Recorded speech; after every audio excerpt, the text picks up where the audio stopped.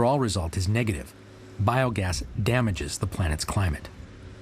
As early as 2007, the Agricultural Council of Germany's Ministry of Agriculture issued a very poignant report warning against the negative impact of this kind of bioenergy.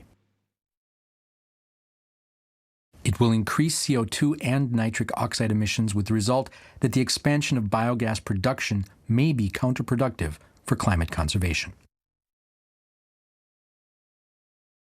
In the light of Germany's climate conservation politics, these findings do not recommend the promotion of bioenergy production on agricultural land.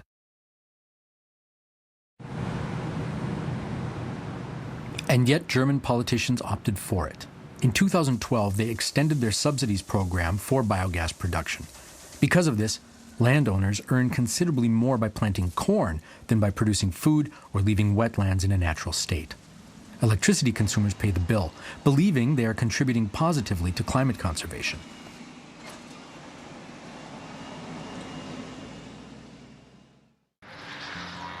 Our road traffic literally stinks. Our mobility is one of the main causes of global warming. Cars, trucks, airplanes, and ships produce 25% of our global CO2 output. That's why politicians sell biofuel as an alternative to fossil fuels. In the European Union, by 2020, at least 10% of the fuel we fill into our tanks should be plant products. Applied climate conservation without changing our mobility habits. The apparent ease of this is tempting.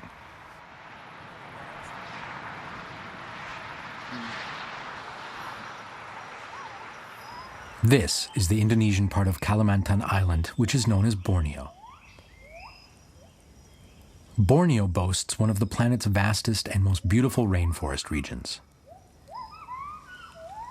The biodiversity is breathtaking.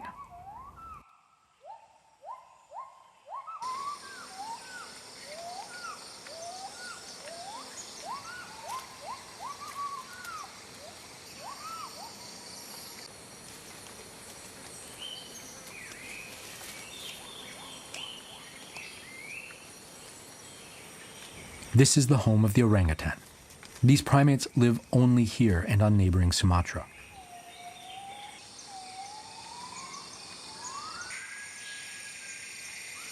Orangs spend their entire lives in the jungle, if we let them. But we don't.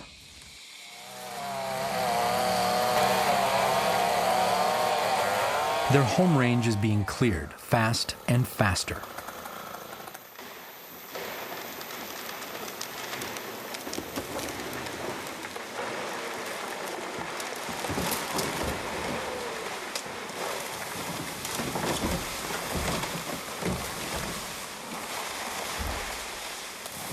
In spite of international protests, 2 million hectares of rainforest are destroyed every year in Indonesia, a shameful world record.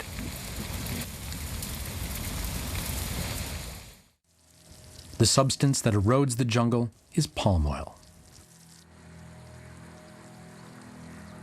Palm oil is used in food and cosmetic products, but in recent years, Europe's, India's, and China's thirst for biodiesel, the booming green fuel market, has been driving the sprawl of palm plantations.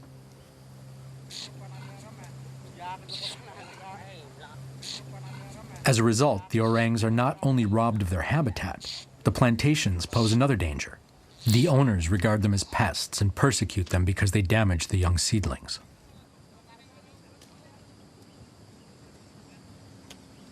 While conservationists struggle to save as many animals as possible, hundreds of orangs are killed on the plantations each year.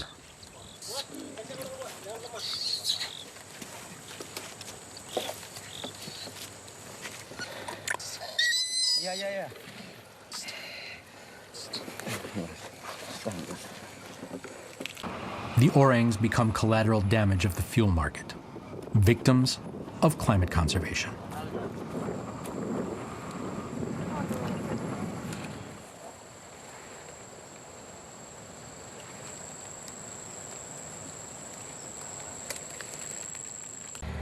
And in Indonesia, climate conservation is a big word.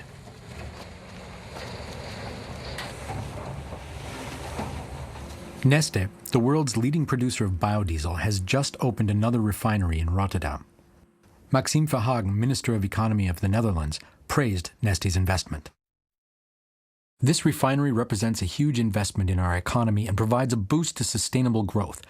It will help the Netherlands realize its ambitions as a leader of the bio-based economy and a major biomass hub in Europe. For the orangutans, this does not bode well. Today's total palm oil plantation area in Indonesia is already 7 million hectares. By 2020, this area will expand to 20 million hectares.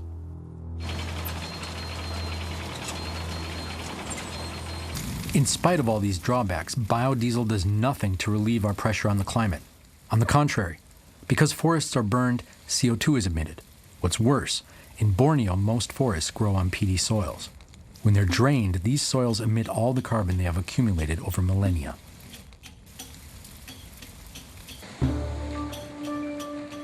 This is why Indonesia is the world's #3 climate rogue, behind the USA and China. Nowhere are the excesses of climate conservation as blatant as in Borneo.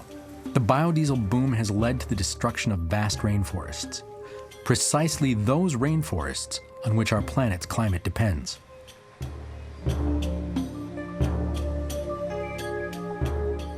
Tens of thousands of animal and plant species are being pushed to the brink of extinction. Among them, one of our closest relatives, the orangutan.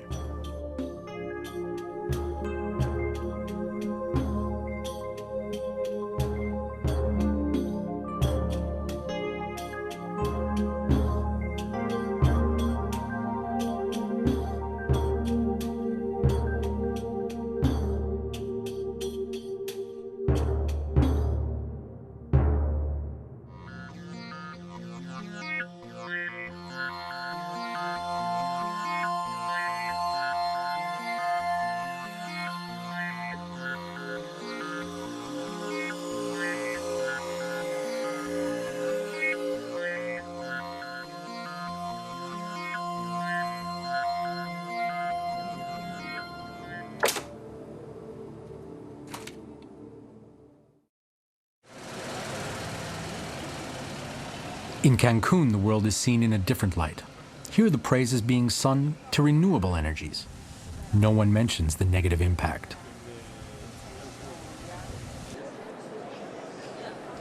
It's frustrating that our approach to climate conservation is possibly destroying more species than climate change, and no one seems to notice.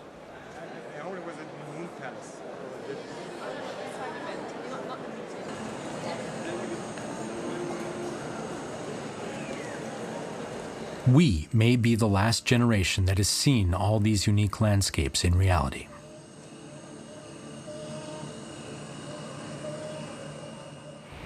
It's a sickening thought. How stupid are we to allow this to happen and even stick a green label on it? In Cancun, one thing became obvious. In big politics, ecology and nature are of no relevance. Everything is driven by economics.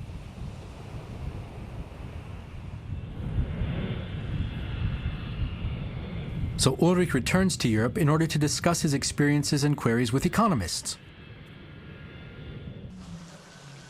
The first expert and interview partner is the German economist Nico Pech.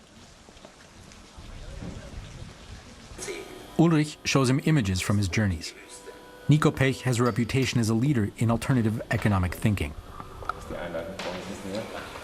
The economist thinks that climate conservation as presently practiced throws out the baby with the bathwater. It does not reduce emissions, nor is it compatible with our goals for biodiversity and nature protection, goals which are equally as important as reducing CO2 emissions. Ulrich is surprised. He's never heard such poignant words from either politicians or conservationists. Das wirkliche Problem moderner Konsum- und Industriegesellschaften ist das Wirtschaftswachstum. The real problem of our modern consumer and industrial society, Pech says, is economic growth which can never be neutralized in ecological terms, despite technological innovations.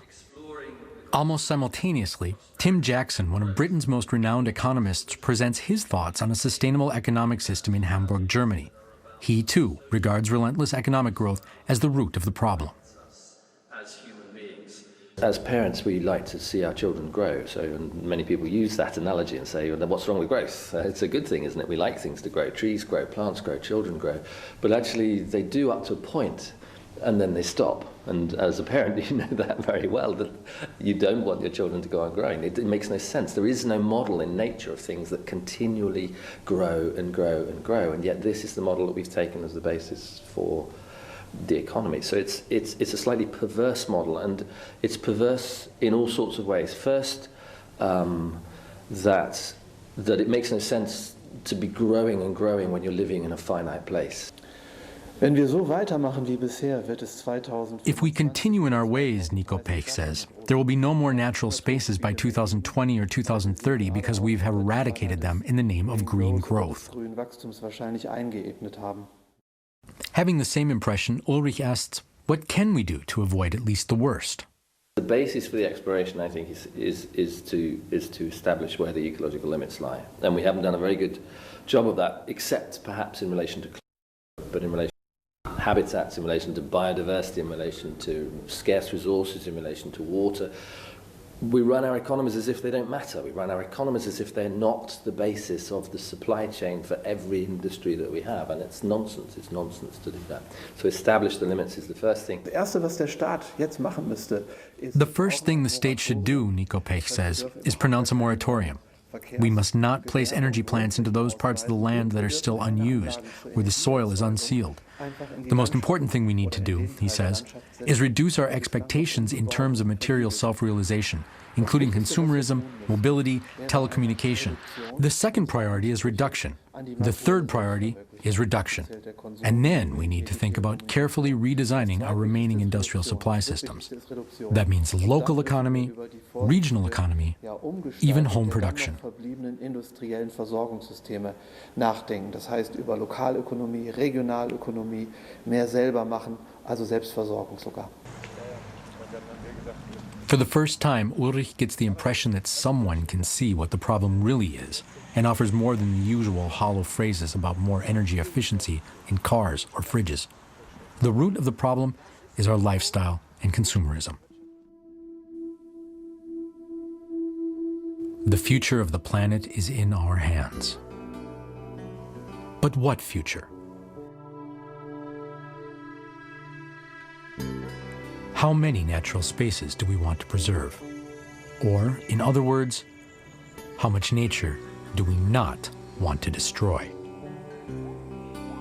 In another generation, should we still have the Amazon, Mesopotamia, wild orangutans, lesser spotted eagles, Amazon river dolphins, and Kayapo Indios and marsh Arabs? If we want that, we need to set limits to the destruction of nature. A global master plan for natural spaces without economic development. This won't happen without rigorous changes in our economy and society. We need to turn our backs on perpetual growth. Admittedly, many of us find this difficult to imagine. Let's begin to face the facts. Climate conservation is often a smokescreen of eco-criminals and profiteers. They pretend to protect the climate, but all they do is destroy our natural world. It's not too late for decisive changes. We just need to take the right steps. Nature has great power. It's tough. Wherever nature is given space, it will fill it.